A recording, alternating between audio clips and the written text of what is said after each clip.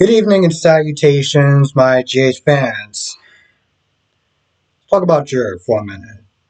Because I'm pretty sure at this point, when he heard the fact that he's going to jail for 3 years, not just at some sort of country club, Martha Stewart kind of jail, but like actual Pentonville, and he kept shaking his head, I'm pretty sure there was a part of him that was just like, yeah, he's starting to regret it. He's starting to regret his decision to throw himself on the sword. Really sat there and looked at him like, what was it worth it? was all that worth it? Because 3 years of his life is going to be gone. Birthdays, watching her grow up, watching her say all these different words, is all going to be gone. And I'll tell you what, at this point, I feel like since day one that a lot of people didn't like Drew's character. Now, I was one of those people that actually did. But even I, after a while, started to see some of the flaws and some of the things that people had real harsh criticisms about his character. The biggest one that I would sit there and say is what I like to call character assassination. So back when Billy played Drew, Drew was about family. Okay, Drew put his family before Carly and Sonny. This Drew is willing to sit there and go to jail. And not only that, but you know what he actually said after he found that he was going to jail for like 3 years towards the end? He was worried about how Carly was going to pay for her fine. You know what this dude said? That he was going to sell Aurora Media. You know, that legacy and everything like that is supposed to be going to Scout. And this is almost not even. I'm so glad that this is a fictional show because part of it's just like, wait, what? Even Carly was like, what about Scout? Oh, don't worry, I made some different moves and stuff like that. You know, she still has ELQ shares. And I'm like, yeah, but she also should be having Aurora shares as well. And you're just like, nope, let me just put this money aside for Car.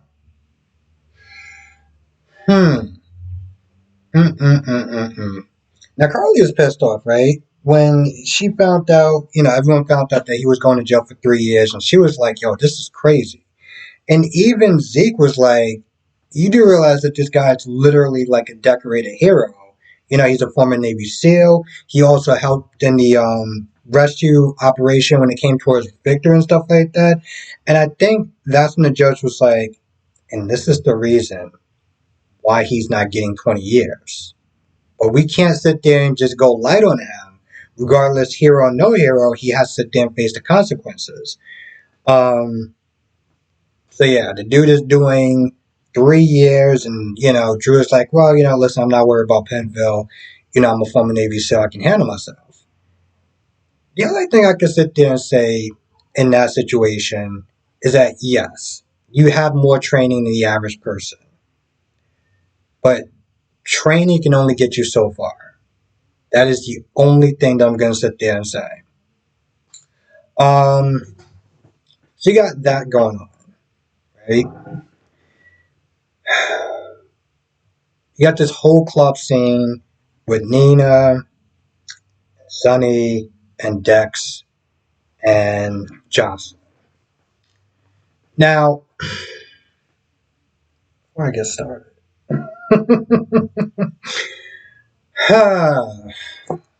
Nina, if I have to sit there and give this woman one compliment, and this is going to sound so bad, but she definitely does know how to fill out a dress. All the right places. I will say that much. But with that being said, you got Sonny talking to Jocelyn and Dex talking to Nina. And long story short, Nina wants Jocelyn, Nina wants Dex to sit there and try to put in a good word to make Jocelyn sit there and see her in a better light, or not so much as in like the devil or anything like that.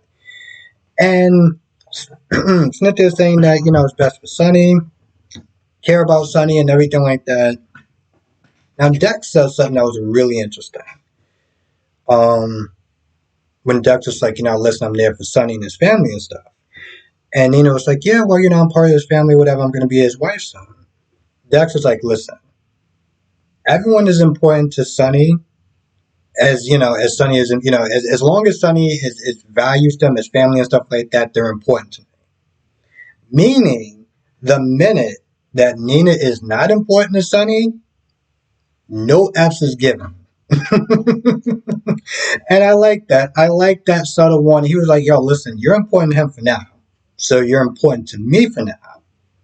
I'll make no promises with her. Um, but, you know. Now, the scene with Jocelyn and Sonny was interesting. Because for a hot minute, I've been riding Jocelyn on her little bratty ass attitude, right? When it comes to her Sonny. But Jocelyn started to realize that, just like Michael, this division and everything like that, that people love Sonny, shouldn't have to really sit there and choose between her and Jocelyn. Jocelyn already has issues with Christina. They used to be close back in the day, but now it's, Team Carly, Team Sonny and stuff. And so, after them sitting there talking about Drew and everything like that, she's like, listen, I'm working towards acceptance.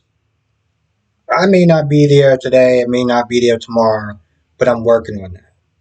So at this point, that's pretty much the best I can do. And I give her a bit of credit. I know that, her and Sonny and Carly, she's upset about that. She's upset about the way that he pretty much kind of left the family and everything. And so I will sit there and give her a bit of credit for that. Now, Michael does come back, and Michael does sit there and tell everyone, hey, just that Drew got 3 years.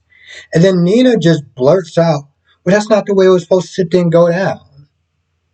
And Johnson was like, well, what way was it supposed to go down, Nina? I mean, granted, she said it in more of an attitude sort of way, but she was like, when she said that, Nina was just like, no, I just meant like, there was a deal in place and yada, yada, yada, yada, yada. Now, towards the end, she does sit there and talk to Ava, and she's like, I almost feel bad for him. I almost feel bad for Carly. She felt more bad for Drew because, Drew just got caught up in this trying to help Carly out. And he did sit there and rescue her, her daughter and stuff like that. So, she does feel guilty about that. Now, Ned is looking, I'm pretty sure he can't hear the whole conversation, but he's looking at her kind of funny. And I think on Monday's episode, he does walk up to Nina and he's like, I think he says like, just the person I want to see or something like that. And I'm sitting there thinking, I remember Tracy says something along the lines of like, is he faking it? Or somebody interpreted what Tracy said was, is he faking it? Now, it just makes me wonder, is Ned really faking it? Is he really faking it? I don't think he is, but for some odd reason, it was kind of weird that he walked up to her and he said something along the lines of, "Oh, you're the person I want to see," or something along those lines. I'm just like, is he faking it? Now, of course, Ned is still thinking he's Eddie Main, and he's getting all agitated, and he's telling Deanna, "Oh, you gotta sit there and let me out. You gotta let me go. I gotta go home. I gotta go to Vegas and stuff." I granted, he was not getting that agitated to the point where she felt the need to put his ass to sleep. But for some odd reason, I don't know. Maybe she just had a long day. She wasn't sitting there listening to any of that crap, and she just had enough. So she decided to sit there and just beep, put him to sleep. Meanwhile, you got Nina. I mean, you got Olivia sitting there acting like. I mean, I get it. Don't get me wrong. Memory loss. You don't know if he's going to be your husband or not, but she is acting as though this dude is dead. Right? So she's not there talking to Kevin, and Brooklyn and Chase are out there talking to Kevin, and Kevin's like, yo, listen, this may not be an easy fix. And, just pretty much kind of trying to get them to, hey, listen, this is his reality right now. And now he starts to get in some psycho babble or whatever, but he's like, long story short, he thinks that he's Eddie Main. Brooklyn, for some odd reason, and I still don't understand this, goes into Ned's room knowing that he still thinks that he's Eddie Main, is like, oh, because I think he was asleep. And he woke up and he grabbed her arm, and Chase was like, yo, you might want to sit there and let go of her arm.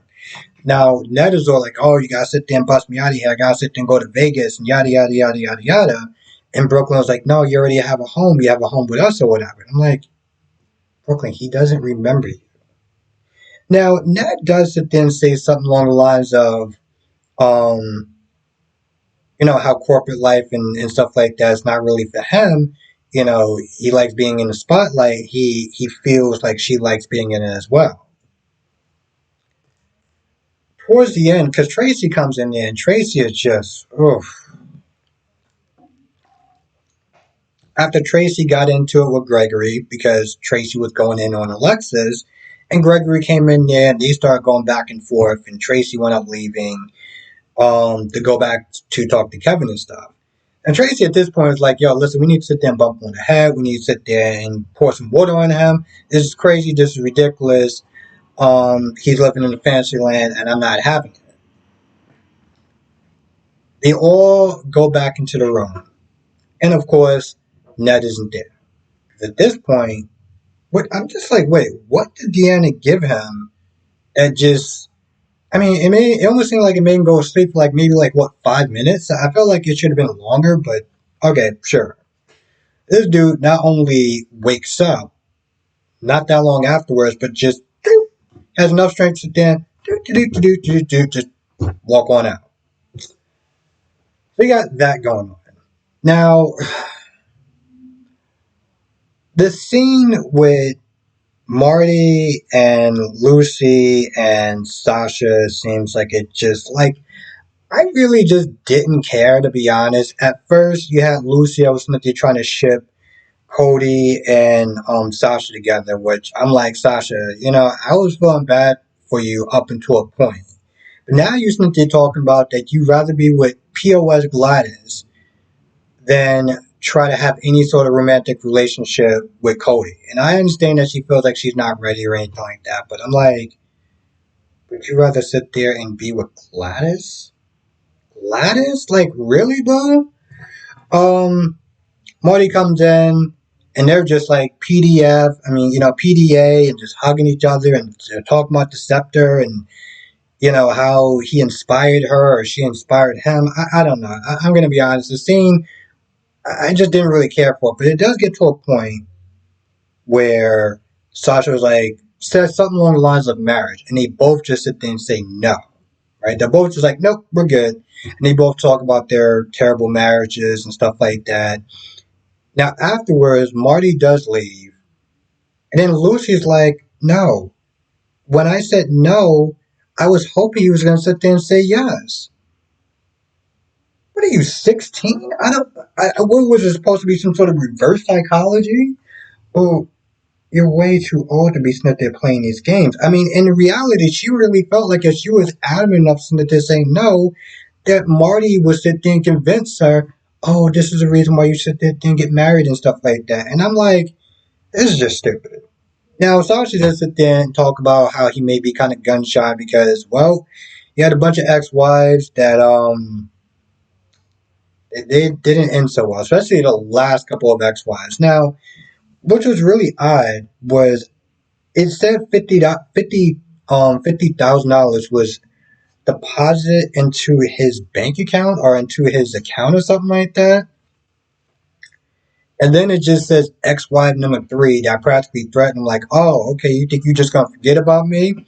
Nah, you mistaken about that or something like that. Like, you know I'm not the one or something like that. And I was just like, wow. What? Like, yo, listen, how bad was this relationship where she felt the need to sit there and text him and be like, oh, you think you just gonna sit there and ignore me and think that everything's just gonna be sweet? Like, what kind of, I don't know. I've never actually been in a relationship with somebody actually threatened me, like that. So that's just, like, I don't even know what to say about that. Now, eventually, Gregory does find out about what Tracy did. And, Alexis is like, yeah, I was upset about it, but, in this weird way, it kind of worked for me because it got her to start to confront her demons and stuff like that and the reasons why she was drinking and stuff. And, Gregory was like, well, that's cool and everything like that. I'm glad he was able to turn that around, but he was still ready for war. And, you know, Alexa's like, yo, listen, you guys sit there and just kind of chill out. Like just let it go, just whatever. She did say something that was considered hurtful, but granted, as far as like, oh, he doesn't really have any real problems or real concerns or anything like that. But even Alexis was like, listen, if she would have known about your condition, she probably wouldn't have sat there and said that. She probably wouldn't have said that.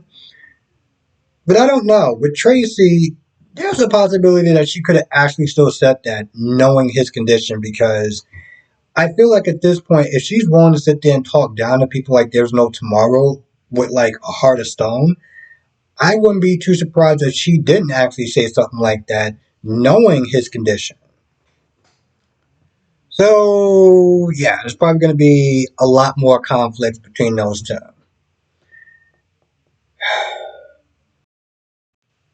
By the way, how about we just all sit there and peep at the fact that Jocelyn is totally fine with her mom not going to jail and Drew going to jail, even though that Drew is going to miss out on quote unquote 3 months or 6 months of his daughter's life. Let's just all take that into account. But hey, listen, my mom ain't going to jail, so I'm very grateful. I don't know. It's just something that just kind of bothers me about that. But you know what? Listen, she had a personal growth moment, so I'm gonna let her have that today. Just today. Just today. I feel like that's pretty much about it. I can't think of anything else that wound up happening. Oh no, I was sit there and say this was a decent episode. I didn't really care about the Lucy stuff, but I'm pretty sure you're gonna wind up having Lucy and Marty marry and stuff like that, or they're gonna get into marriage and stuff, or she's gonna want to kind of like convince him into like getting married and stuff. Which, all right, fine. I've never been a huge Lucy fan on this show. Port Charles was a different exception, but on this show, I've never been a fan. But if you're a Lucy fan, I guess you'll sit there and get kicked out of this. I feel like that's pretty much about it. I can't think of anything else that wound up happening. So with that being said, I'm gonna go. If I miss anything, you know what to do. Come to the live stream tonight, 8 p.m. Eastern, 5 p.m. Pacific. We'll sit there and go through all of it. And yeah, I will see you in the next video.